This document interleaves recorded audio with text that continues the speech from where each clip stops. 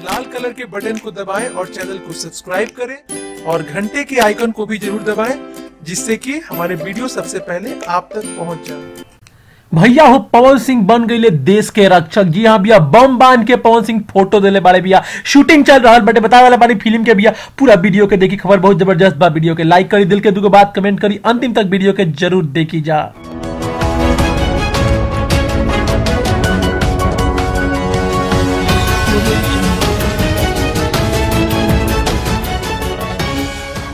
नमस्कार भोजपुरिया जहां लेके आगे बानी बहुत ही ताजा खबर। जी हाँ भैया, खबर जुड़ल बाटे भैया पवन सिंह से। जी हाँ भैया, भोजपुरी के सुपरस्टार पवन सिंह से। बता दे भैया, पवन सिंह के भैया इन दिनों शूटिंग चल रहा बाटे भैया लखनऊ में। भैया लखनऊ में शूटिंग चल रहा बा, जौन फिल्म के नाम बाटे भैया जय हिंद। जी हाँ भैया, जय हिंद। देख सकते भैया पवन सिंह फोटो में भैया अपना आगे भैया बम बनले बाड़े। जी हाँ भैया, देशभक्ति फिल्म बाटे, देशभक्ति फिल्म पवन सिंह कर रहा बाड़े इन दिनों लखनऊ में भैया। फिल्म के नायिका बाड़ी मधु शर्मा जी, जेकर भैया पहला शेड्यूल जो रहे भैया जोधपुर के हसीन वादियों में शूटिंग भई रहे। अब जब भैया शूटिंग चल रहा बा लखनऊ में शूटिंग चल रहा बा। जी हाँ भैया, ये बहुत बड़ा सुपर डुपर हिट फिल्म साबित हुई। कहे कि भैया बता दी क्रैक फाइटर के बाद भैया ये एक ऐसा फिल्म बा जौन की भैया अलग बाटे। और भैया बता दी पवन सिंह बहुत जल्दी में ये फिल्म कर रहा बाड़े। हालांकि भैया बता दी कि कंसेप्ट पूरा भैया देशभक्ति के ऊपर बाटे। और बता दी भैया कि देशभक्ति के रूप में पवन सिंह बहुत ही अच्छा चीज लेके आवेले, हमेशा जब भी लेके आवेले एगो यूनिक रहेला भैया, अलग रहेला। तो हम तो ये कहब कि जे भैया पवन सिंह के फैंस बाटे, जैसे क्रैक फाइटर के रुआ सब प्यार देनी है।